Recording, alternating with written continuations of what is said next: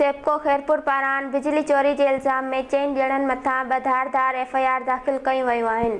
सेप्को खैरपुर के अमलदारनि A section थाणे जी हद गुनाह नंबर 291 ऐं 292 वापरा इलेक्ट्रिक एक्ट तहत सेप्को खैरपुर के सुपरिंटेंडेंट नसीर सुमरो की फरियाद ते 2 धारदार FIR दाख़िल करायूं।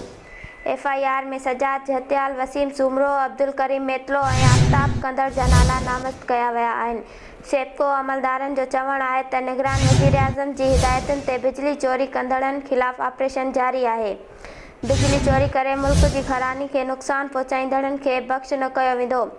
ऑपरेशन दौरान हथ कयल तारूं ज़ब्त कयूं वयूं आहिनि, जॾहिं त चोरी में मुलविस माण्हुनि ख़िलाफ़ केस दाख़िल कराए रहिया आहियूं।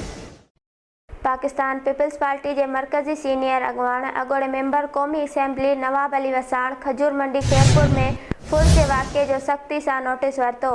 खैरपुर खजूर मंडी पहुची तफ़सील वठण खां पोइ नवाब अली वसाण जल्द खां जल्द थियल फुर जो अज़ालो ऐं कार्रवाई जी यकीन दहानी कराई। इन मौक़े ते निगरान वज़ीर दाख़िला सां राब्तो कयो, जंहिं ते खजूर मंडी के ताजरनि मज़दूरनि नवाब अली वसाण जो शुक्रिया अदा कयो। नवाब अली वसाण मीडिया सां ॻाल्हाईंदे चयो त खजूर अनाज मंडी खैरपुर में हज़ारनि मज़दूर कमु कनि पिया ऐं हज़ारे घरनि जो चुल्हो महिनत मज़दूरी सां हले पियो, जंहिंमें कंहिं भी अनासर के अमन अमान ख़राब करण की इजाज़त कोन ॾींदासीं। नवाब अली वसाण पारां इंतज़ामिया जी कोताही ते सख़्त कावड़ जो इज़हार कयो ऐं चयो त इंतज़ामिया पंहिंजो फ़र्ज़ निभाए त नवाब अली वसाण ऐं वापारी गॾिजी हरकत में ईंदासीं।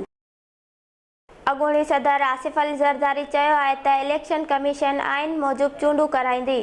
चीफ इलेक्शन कमिश्नर ऐं इलेक्शन कमीशन के ॿियनि मेंबर्स ते असांखे पूरो एतमाद आहे। अॻूणी सदर आसिफ अली ज़रदारी पंहिंजे बयान में चयो आहे त आदमशुमारी खां पोइ इलेक्शन कमीशन नऊं तिकबंदियूं करण जी पाबंद आहे। मुल्क हिन वक़्तु माशी बहरान मां गुज़री रहियो आहे।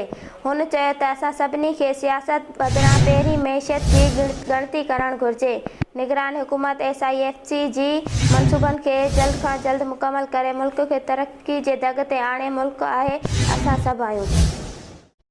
PP चेयरमैन बिलावल भुट्टो ज़रदारी चयो आहे त रुगो घर जी ॻाल्हियुनि में आसिफ अली ज़रदारी जे बयाननि जो पाबंद आहियां। सियासी ऐं आइनी मामलनि में पीपल्स पार्टी जे CAC इजलास में फ़ैसिलो थियो हो त 9वें ॾींहं में चूंडियूं करायूं वञनि।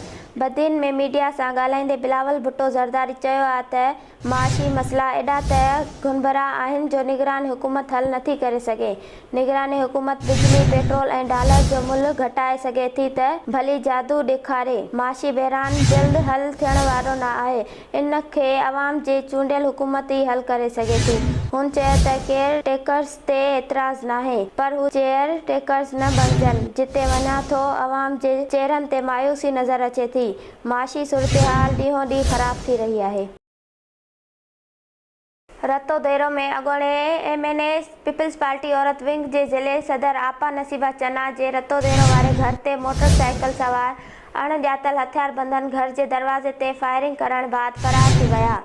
इन हवाले सां आपा नसीबा चन्नो मीडिया सां ॻाल्हाईंदे चयो, मुंहिंजी कंहिं सां का दुश्मनी नाहे। आऊं अवाम जी नुमाइंदगी कंदी आहियां, अवाम जी ख़िदमत कंदी आहियां। अहिड़ो इतला पुलिस खे ॾिनो आहे। पुलिस जांच करे रही आहे।